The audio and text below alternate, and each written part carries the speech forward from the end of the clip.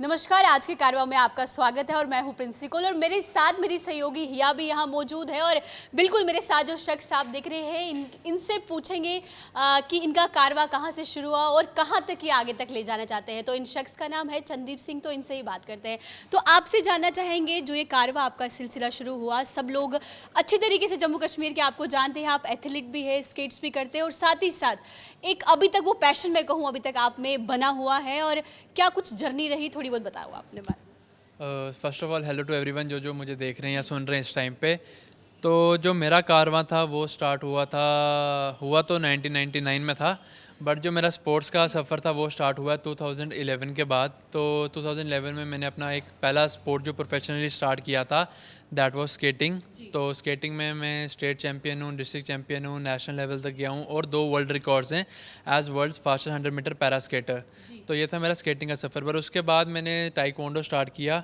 Taekwondo में मेरे 4 international gold medal हैं, एक ब्रॉन्ज़ है और एक सिल्वर है वर्ल्ड चैम्पियनशिप में। तो उसके साथ स्विमिंग का भी मैं नेशनल गोल्ड मेडलिस्ट हूँ, सिल्वर मेडलिस्ट हूँ, स्टेट अवार्डी हूँ। चंदीप, इसमें एक चीज़ टोकना चाहूँगी, सारे मेडल तो आप ही लेके, जो बाकी कंटेस्टेंट आए थे उन्हें भी कुछ लेने दिया कि सारे आप ही ले आए? नहीं, जो फर्स्ट में था, सेकंड जिसको आया तो वो तो लेके जाएगा ही। तो मेरी कोशिश रहती है कि अपनी स्टेट के लिए, अपनी कंट्री के लिए हमेशा गोल्ड मेडल लेके आऊँ। जो नेशनल एंथम है हमारी कंट्री का ही बजे हमेशा, तो मेरा वो हमेशा ट्राई रहता है। तो वर्ल्ड चैम्पियनशिप में भी I became the first person from India to bag a silver medal. तो वो चीज़ भी, ये मेरा इतना सफ़र अभी तक, अभी इसको आगे मैं बड़ी दूर तक लेके जाना चाहता हूँ। बिल्कुल। हिया, आप कुछ पूछना चाहेंगी चंदीप से? जी बिल्कुल। ये तो आपने बताया कि आपने इतने ज़्यादा मेडल्स जो हैं वो लाए, तो आगे फ्यूचर प्लान्स क्या कुछ है और कितने स्पोर्ट्स एक्टिविटीज़ में आप ट्राई करने वाले हैं? स्पोर्ट्स एक्टिविटीज़ में ट्राई नहीं कर रहा, बेसिकली सिचुएशंस ही वैसी बन रही है कि मुझे ट्राई करने पड़ रही है। स्केटिंग मैंने छोड़ी क्योंकि वो पैरालंपिक से रिकग्नाइज नहीं थी।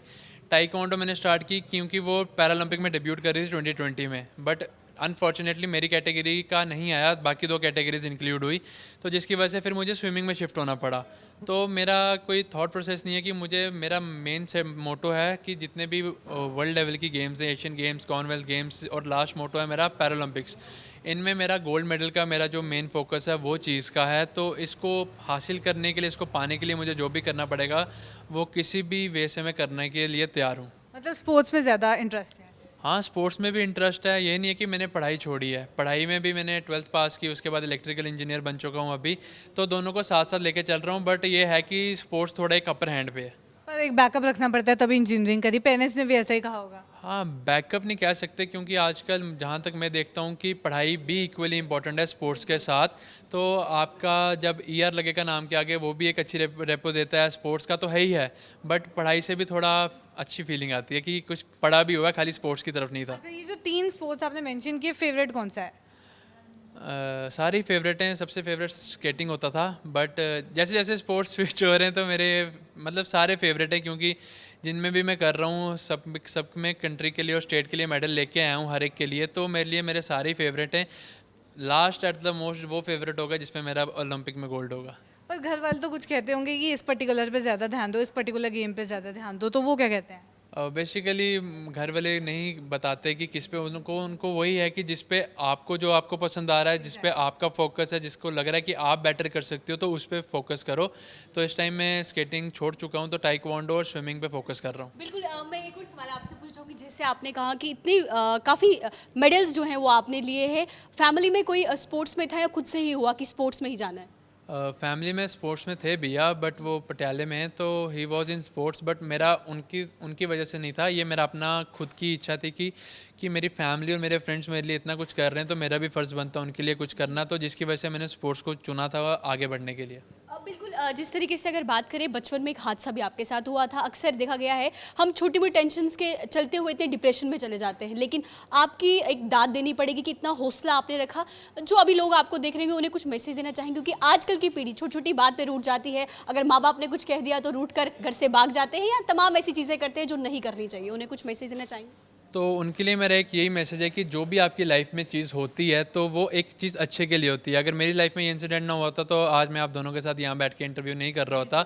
तो बेटर है कि उस चीज़ को पॉजिटिविटी में लो, क्योंकि पॉजिटिविटी में लोगे तो बेटर रहेगा आपके लिए। आगे लाइफ अच्छी करोगे, अपनी भी करोगे, अपनी फैमिली की भी करोगे। अगर नेगेटिविटी में उस थॉट को लोगे तो अपनी लाइफ तो ख़राब करोगे ही करोगे, जो आपके साथ लाइफ इतनी सारी कनेक्टेड होंगी ना उनकी लाइफ भी ख़राब करोगे, क्योंकि आपके एक गलत डिसीजन की वजह से बहुत सारे लोगों की लाइफ इफ़ेक्ट हो सकती है। अब बिल्कुल वही, जिस तरीके से मेडल्स भी जीते, इतना नाम किया आपने जम्मू कश्मीर का, जिस तरीके से अगर हम बात करें एक ऑनर मिलना चाहिए अपनी यूटी में, क्या उस प्रकार का ऑनर आपको मिले? क्योंकि हम दिल्ली की बात करें, पुणे की बात करें, वहाँ पे जिस तरीके के एथलीट जब आते हैं तो एक डोल नगाड़े बजाकर उनका स्वागत करती है वहाँ की सरकार। आपका ऐसा कोई स्वागत हुआ यहाँ पे?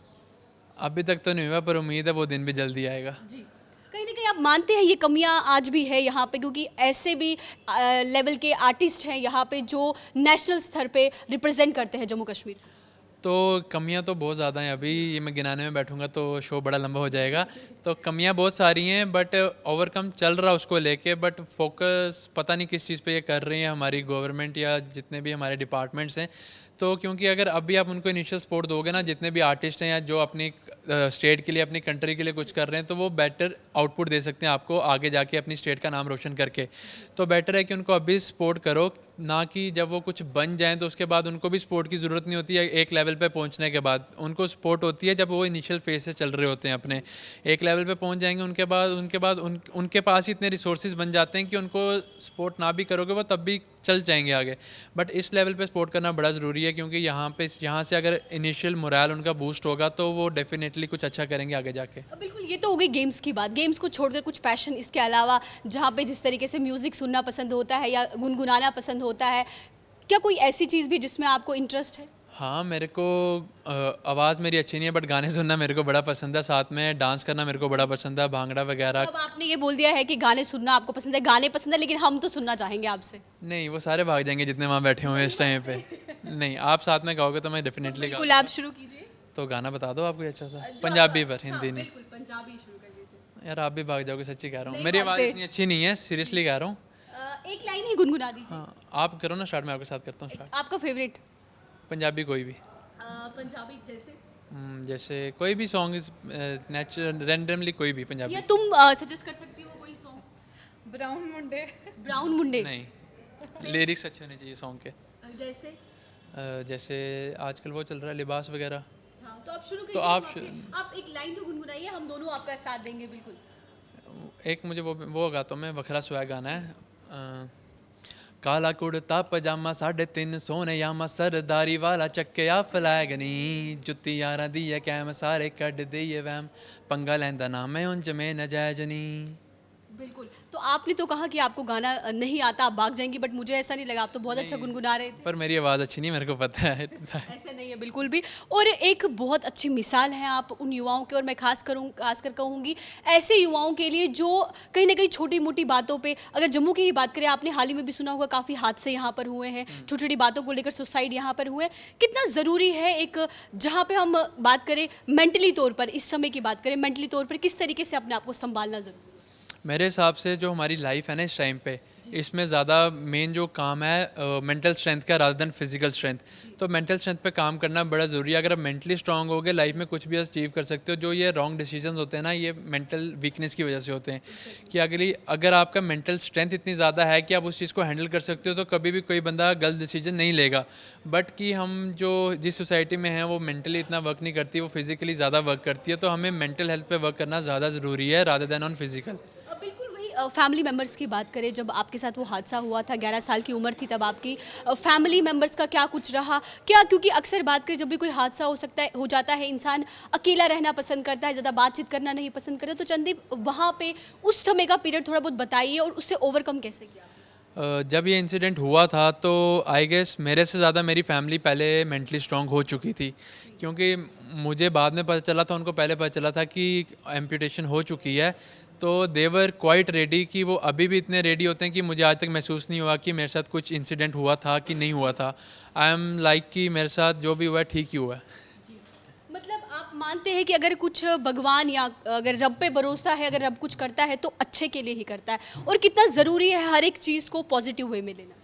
पॉजिटिव वे में लेना बड़ा ज़रूरी है। जो मैं कहता हूँ कि आई हैव, मुझे फेथ बहुत ज़्यादा भगवान के अंदर, वाहिगुरु के अंदर, कि जो वो करते हैं लाइफ में आपके अच्छे के लिए करते हैं, जितना भी वो क्योंकि स्ट्रगल बड़ा ज़रूरी है लाइफ के अंदर। ईज़िली सक्सेस किसी को नहीं मिलता, तो जब वो आपको उस फेस में डालते हैं स्ट्रगल वाले, तो उसका मतलब है कि सक्सेस आने वाला है, तो बेटर है उस पर वर्क करो rather than taking a steps back.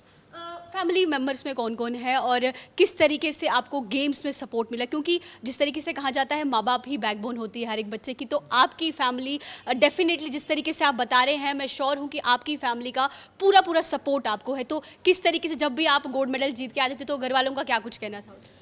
तो सबसे पहले थैंक यू करना चाहूँगा उनका, क्योंकि कभी कभी टाइम आ जाता है कि कुछ टूर्नामेंट्स में खुद छोड़ना चाहता हूँ कि मुझे नहीं खेलनी, बट फैमिली वाले इतना सपोर्टिव हैं कि नहीं खेलनी है, क्यों नहीं खेलनी, तो वो मुझे फोर्स करके भेजते कि हाँ ये चैम्पियनशिप भी खेलनी है। क्योंकि कभी कभी क्या होता है कि बॉडी थोड़ा डाउन हो जाती है, तो मन नहीं करता कभी कभी करने का, बट फैमिली इतनी सपोर्टिव है, इतना उनका मोरल हाई रहता है कि वो मुझे बोलते हैं कि ये चैम्पियनशिप खेलनी है, क्यों नहीं खेलनी, तो फिर उनकी वजह से मुझे चैम्पियनशिप्स लगानी पड़ती हैं, तो I am very thankful to them.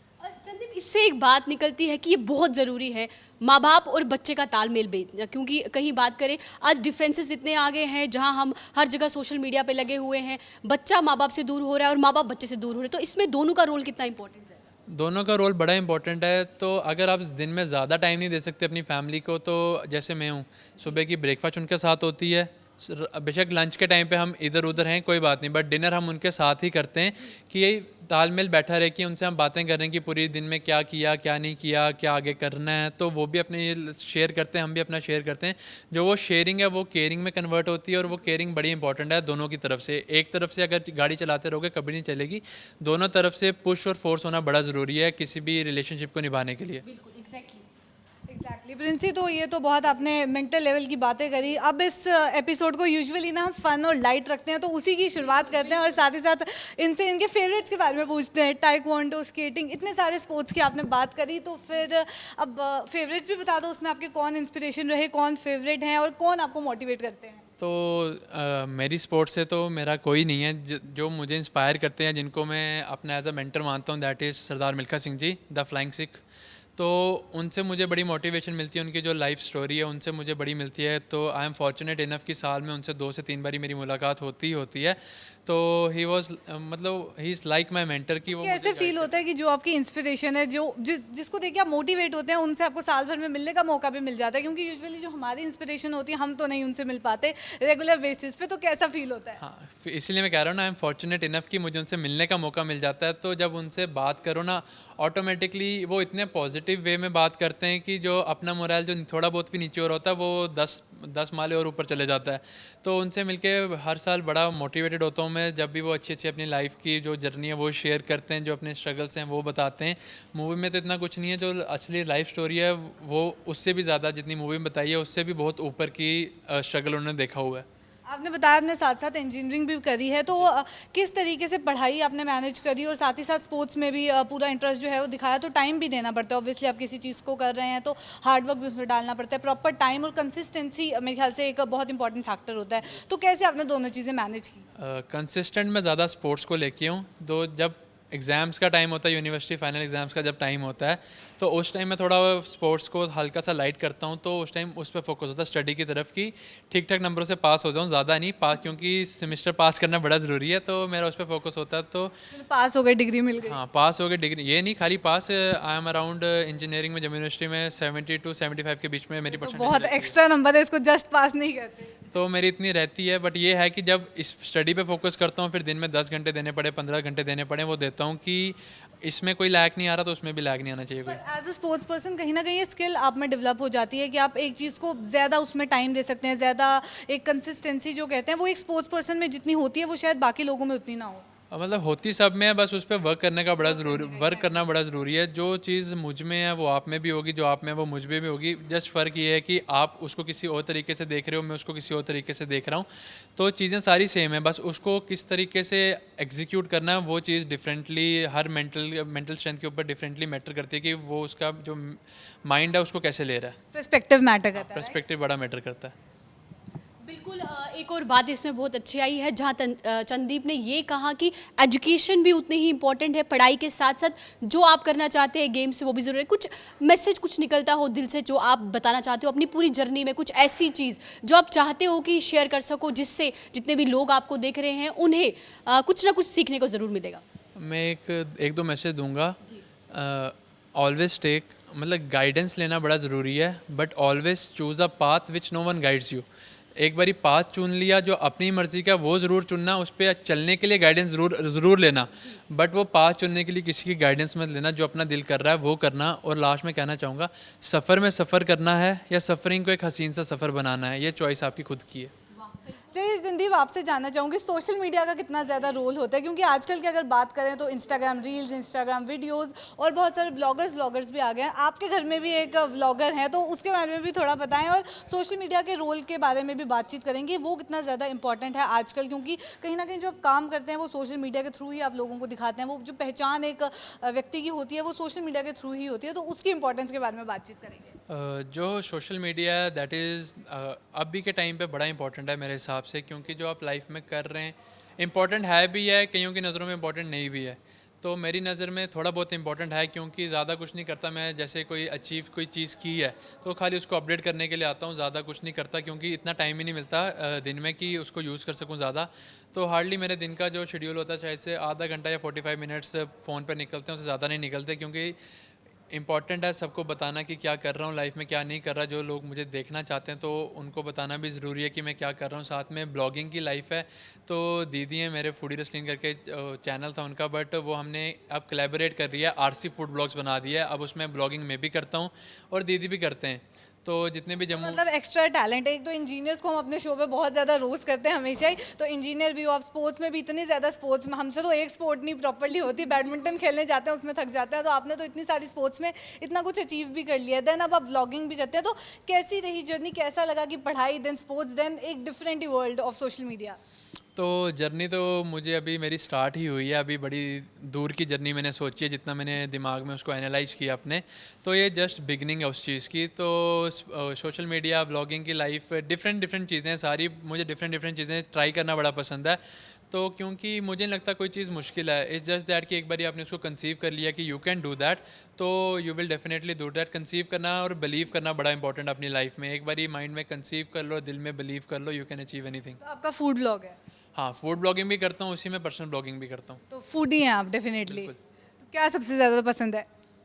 कुछ भी नॉनवेज को रिलेटेड, फास्ट फूड के रिलेटेड, मतलब डाइट प्लान मेरा थोड़ा कम फॉलो होता है, उससे ज़्यादा मैं थोड़ा फास्ट फूड वाली तरफ ध्यान देता हूँ। तो जब वही व्लॉगिंग करते हैं तो पूरा चांस मिलता होगा, जितना मर्जी फास्ट फूड खाओ, जो मर्जी करो, कोई रोकेगा भी नहीं। हाँ, रोकते नहीं है, बट वही जब वीडियो कोचेस को फॉरवर्ड होती है ना देखने के लिए, तो फिर एक्जैक्टली वही मेरा अगला सवाल था, क्योंकि स्पोर्ट्स में रह के आप ये इस तरीके की डाइट नहीं ले सकते। तो डाइट नहीं ले सकता, इसलिए हफ्ते में खाली एक ही दिन रखा हुआ है जिस दिन मैं पूरा शूट कर लेता हूँ। ये रीज़न तो नहीं आप व्लॉगिंग कर रहे हैं कि चीट डे हो जाएगा मेरा एक्स्ट्रा? हाँ, चीट मील ज़रूरी होती है ना, चीट मील बड़ी ज़रूरी है लाइफ को लेके, एंजॉय करना बड़ा ज़रूरी है, टेस्ट बर्ड्स को भी सेटिस्फेक्शन चाहिए होती है। एग्जैक्टली वही कोरोना वायरस के टाइम की बात करते हैं, क्योंकि उस पीरियड में बहुत ज़्यादा लोगों ने डिप्रेशन, एंजाइटी, इन सब चीज़ों से सफ़र किया। कहीं ना कहीं सबकी मेंटल हेल्थ में बहुत आप इम्पैक्ट कह सकते हैं पड़ा है। कोई लोग अपने घरों से बाहर थे, अपने फैमिलीज़ के साथ नहीं थे, फंसे हुए थे अलग अलग जगहों पे। देन इवेंचुअली टाइम आया कि लोग अब थोड़ा ट्रैक पे आए, बट अब फिर कोरोना की दूसरी लहर जो है वो आ गई है। तो एज अ स्पोर्ट्स पर्सन कितना डिफिकल्ट रहा आपके लिए कोरोना का टाइम, और अब जिस तरीके से बढ़ते हुए केसेस नज़र आ रहे हैं, देन क्या लगता है